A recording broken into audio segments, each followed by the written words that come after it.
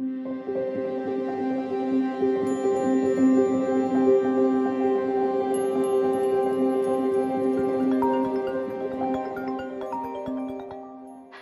Pak, kamu tuh katanya mau beli Yaris bekas. Tapi kok aku cek mutasi rekening keluar uang 1,5 miliar? Yaris apa sih? Iya mah, tapi ini bukan Yaris biasa. Maksudnya gimana sih bukan Yaris biasa? Coba jelasin sama aku. Iya, nanti aku jelasin. Sekarang aku mau review dulu ya.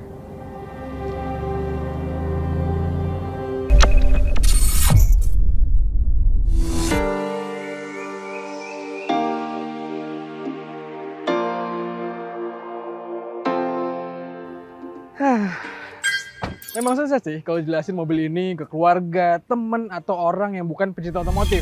Padahal mobil ini spesial banget. Ini adalah Toyota GR Yaris. Mobil ini oleh Toyota Global diproduksi sangat terbatas teman-teman. Dan oleh Toyota Indonesia dimasukin hanya sekitar 125 unit. Dan tahan uang kalian karena mobil ini udah nggak ada lagi stok barunya. Paling kalau kalian benar-benar ngebet sama mobil ini, kalian bisa beli dalam status bekas. Tapi gue cek di marketplace harga bekasnya udah di 1,5 miliar teman-teman.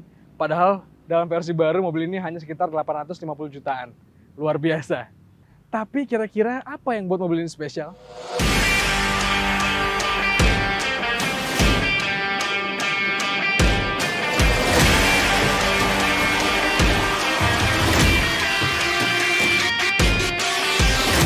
Pertama, kita kaitkan dulu dengan skena WRC atau Rally Championship, teman-teman. Mobil-mobil di WRC itu kita tahu kalau harus mobil yang diproduksi massal, makanya mobil-mobil yang ikut itu modelan kayak Subaru Impreza, Mitsubishi Lancer, terus juga Ford Fiesta, dan masih banyak lagi. Nah, Toyota punya Yaris, teman-teman. Dan kalau brand-brand lain tuh biasanya mobil produksi massal, tapi dimodif sedemikian rupa untuk ikutan rally. Kalau Yaris dan GR Yaris ini adalah reverse engineering, teman-teman.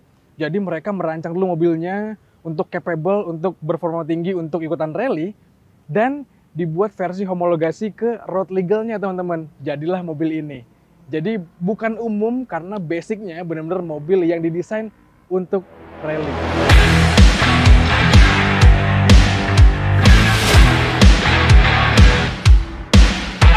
Lalu jelas mobil ini mengusung spesifikasi yang sultan banget, teman-teman. Tapi tahan, kita nggak akan bahas dulu mesinnya. Karena kalau dari samping kita bisa lihat mobil ini tuh pakai spek kaki yang luar biasa juga, teman-teman. Ini pelek ringan banget, ring 18 dengan, lihat dalamnya itu. Pengeremannya luar biasa, performa tinggi banget. Terus juga di sini atapnya ini karbon, teman-teman, tapi di cover pakai stiker gitu. Dan atap karbonnya ini ngebuat weight distribution jadi makin rendah. Terus posisinya juga rendah dimensinya, jadi ngebuat aerodinamika mobil ini jadi semakin baik lagi, teman-teman. Panjangnya itu nggak nyampe 4 meter, tapi lebarnya lumayan, 1,8 meter kurang lebih. Dan ini kelihatan semok banget. Dan mobil ini compact, rendah, dan bobotnya pun ringan, karena banyak material yang pakai aluminium di mobil ini. Kayak pintu belakang ini pakai aluminium, pintu samping juga, jadi bobotnya hanya sekitar 1.280 kg. Ringan banget.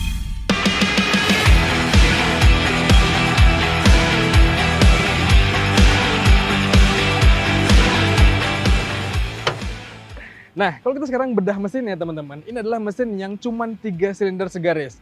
Tapi mesinnya buas banget. Kapasitasnya di 1618 cc, tapi ini adalah mesin dengan tenaga dan torsi yang cukup besar, bahkan besar banget di kelas mobil produksi massal, teman-teman. Tenaganya diklaim di angka 216 PS dan juga torsi 360 Nm. Dikawinkan dengan turbocharged, teman-teman, dan ini adalah mesin yang bengis sekali tenaganya. Asiknya lagi, Toyota ngasih kita radiator yang gede, jadi kalau kita kira-kira mau upgrade segala macam masih bisa banget, fleksibel. Tapi, apakah mobil ini enak untuk harian?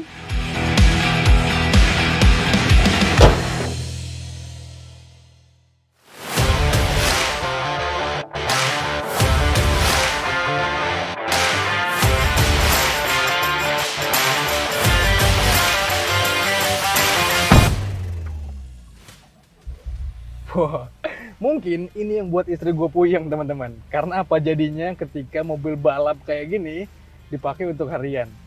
Tapi pertama kali kita masuk ke dalam kabin ini langsung disambut sama interior yang sebenarnya nggak neko-neko. Kelihatan simple, tapi semuanya fungsional dan seakan mendukung kesportiannya, teman-teman. Dari depan, instrumen clusternya masih analog nih kelihatannya, jarum di tengah ada panel digital yang banyak informasi juga. Terus di sini head unitnya pun simple aja teman-teman, tapi udah bisa terhubung ke Android Auto dan Apple CarPlay.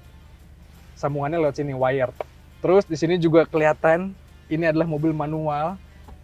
Shifternya yoi ala-ala mobil rally banget yang short gitu ya. Terus juga di sini yang paling asik dia udah pakai intelligent manual transmission. Nanti kayak gimana sensasinya kita akan jalan-jalan pakai mobil ini. Terus teman-teman, lagi-lagi aura kabin ini memang sporty banget. Terasa sempit gitu ya pastinya.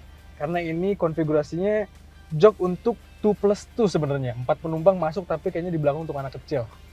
Joknya ini adalah jok yang modelnya bucket gitu ya. Terus juga bahannya, materialnya enak, asik buat dipegang. Red stitch juga, kelihatan sporty gitu ya jahitannya. Tapi untuk pengaturannya masih mechanical nih. Jadi untuk maju mundurnya masih harus narik tiang. Untuk maju mundur setirnya pun dia masih mechanical. Jadi mobil ini membawa kesederhanaan yang asik lah. Oh iya, dan BTW teman-teman, kita udah ngetes mobil ini untuk harian. Kemarin jok belakang ini bisa dilipat. Gue sempet bawa bagasi 3 buah koper gede. Terus juga ada 2 ransel gede-gede dan ternyata muat. Jadi kayaknya kalau untuk road trip sama istri doang gitu ya, mobil ini asik lah. Tapi untuk mengetahui lebih lanjut gimana, kalian harus ikut gue kali ini. Kita akan jalan-jalan pakai Toyota GR Yaris. Let's go!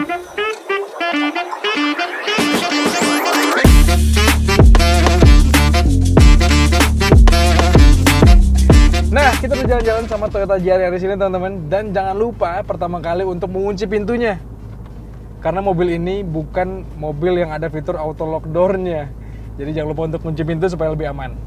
Terus kalian sekarang bisa tipis-tipis dengar suara raungan dari mesin 3 silindernya ya.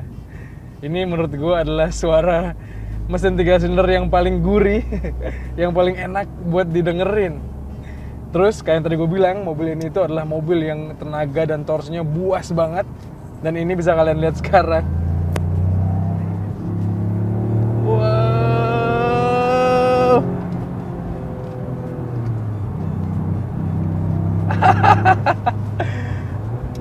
Apalagi dengan adanya indikator boost gitu ya, turbonya. Jadi ngebuat kita makin terpacu dan tertantang untuk lebih ngebut lagi. Tapi ini mobil kalau dipakai di jalan raya sih hati-hati ya teman-teman, karena buas banget. Terus mobil ini tuh dikawinkan dengan transmisi manual 6 percepatan yang juga dilengkapi dengan fitur intelligent manual transmission. Jadi ini sekarang contohnya kita di gigi 3. Kalau kita turun ke gigi 2, dia kan otomatis langsung rev matching atau auto blipping gitu teman-teman. Jadi kita nggak perlu repot-repot heel and toe gitu ya. Padahal mobil ini pun pedalnya nggak terlalu jauh. Jadi untuk heel and toe rasanya masih cukup asik lah. Tapi karena ada IMT-nya tadi, jadi ngebuat transmisinya canggih. Dan mobil ini ketika kita pindah-pindah gigi jadinya lebih jauh dari kata miss. Jadinya wow, siap untuk terus berakselerasi.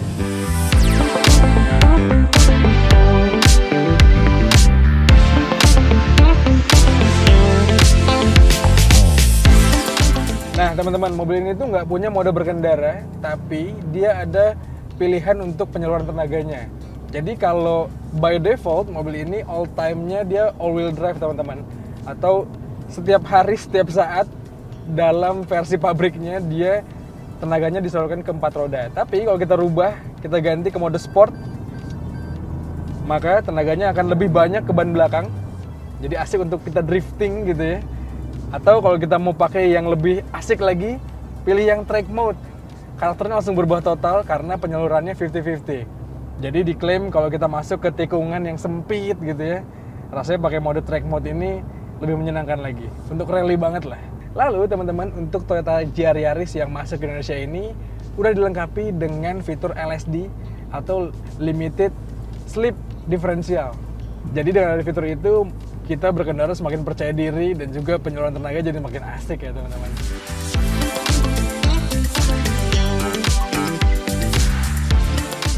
Lantas teman-teman, ketika mesinnya udah sangat buas, fitur-fiturnya pun canggih, rasanya siap untuk balap gitu ya. Pertanyaan kami adalah apakah mobil ini dengan mesin yang seperti ini enak buat dipakai harian? Jawabannya enak teman-teman ternyata. Karena ketika dipakai harian teman-teman, mobil ini tuh rasanya bisa adaptif. Jadi penyaluran tenaganya nggak terlalu intimidatif, nggak terlalu beringas gitu ya. Kita juga rasanya dipakai di jalan pun mesin yang segini tuh bisa menyesuaikan lah. Apalagi dia punya banyak fitur-fitur keselamatan yang canggih.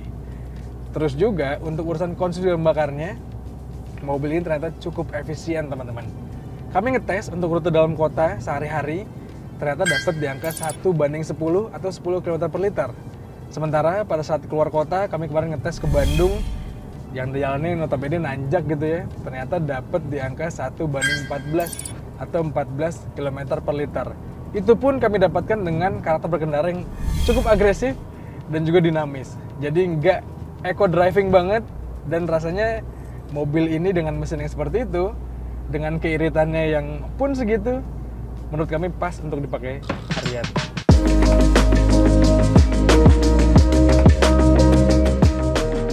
Kalau kita ngomongin mobil untuk harian, tentu kita ngomongin juga handling dan suspensinya teman-teman. Mobil ini karakternya mobil rally, didesainnya untuk mobil balap, tapi gimana suspensinya? Ternyata suspensi mobil ini tuh masih sangat-sangat nyaman untuk dipakai harian teman-teman.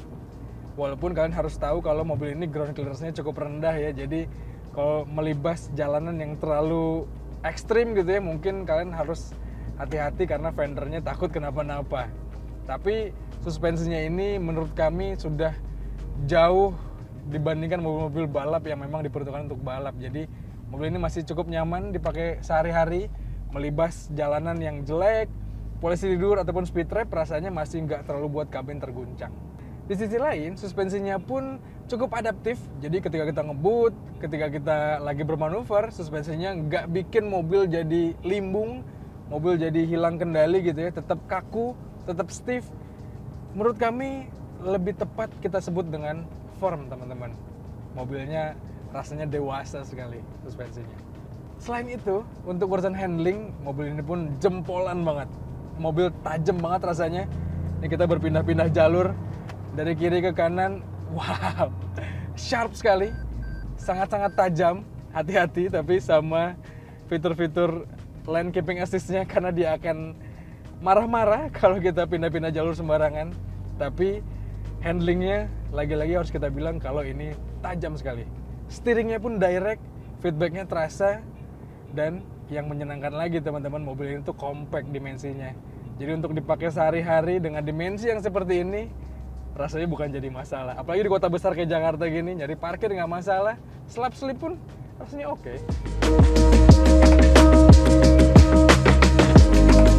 Lalu teman-teman, mobil ini tuh dibekali juga dengan fitur yang cukup mutakhir. Tadi kami sebutkan mobil ini punya fitur IMT atau Intelligent Manual Transmission. Selain itu, mobil ini juga dibekali dengan Toyota Safety Sense. Jadi ada teknologi berbasis radar, teknologi keselamatan tepatnya, yang bisa ngebuat mobil ini terhindar dari tabrakan. Tabrak depan atau tabrak belakang pun ada sensor teman-teman. Dan yang paling menarik, mobil ini punya fitur Adaptive Cruise Control. Iya, walaupun agak canggung sih makanya karena mobil ini manual, tapi fitur itu hadir di mobil ini. Dan rasanya ngebuat mobil ini kelasnya jadi naik lagi. Ngebuat mobil ini jadi selain sporty, juga nggak kalah canggih teman-teman. Tapi ya kalau kita ngomongin fitur, masih banyak sih mobil yang dengan harga segini, dengan mesin sebuas ini, tapi dengan kecanggihan yang lebih. Tapi mungkin dia nggak bisa menawarkan karakter yang khas mobil rally layaknya Toyota GR Yaris ini.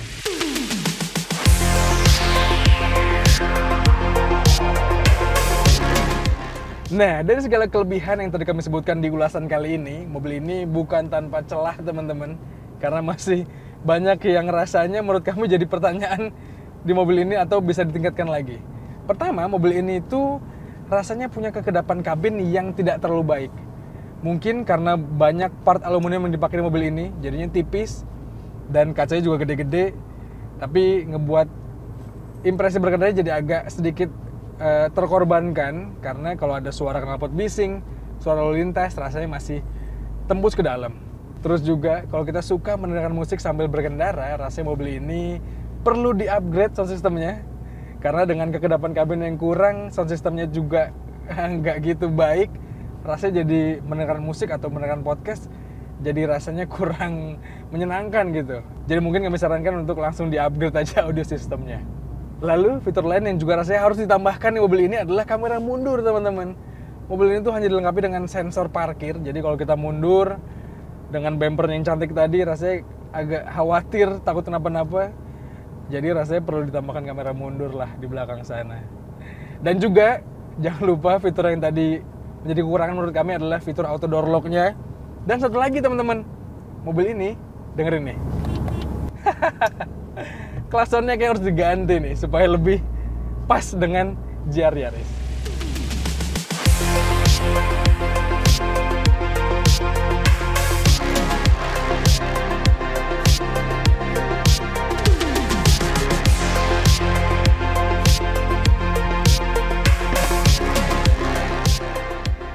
Well, dari perkenalan kami kali ini terbukti kan kalau Toyota GR Yaris ini memang spesial teman-teman. Gak hanya dari mesinnya, impresi berkendaranya, kesportiannya, dan mobil ini memang ikonik sekali rasanya. Apalagi karena mobil ini diproduksi sangat terbatas oleh Toyota dan dirancang benar-benar sangat niat banget teman-teman. Dan mobil ini juga ternyata nggak hanya untuk dipakai balap, tapi memang pas untuk dipakai harian. Setidaknya di penelitian kami seperti itu. Menurut kami memang nggak heran kenapa harga jual bekasnya mobil ini jadi melonjak tinggi. Karena mobil ini ya kolektor item dan juga hukum pasar berlaku teman-teman. Dimana kalau permintaan tinggi tapi supply terbatas jadinya harganya tinggi. Lantas menurut kalian gimana teman-teman? Pendapat kalian apa soal mobil ini? Coba kalian sampaikan di kolom komentar di video kali ini. Dan seperti biasa jangan lupa untuk baca ulasan lengkapnya di kanal Detik Auto. Tonton video dari kami di kanal 20 Detik dan juga kanal YouTube Detik Auto.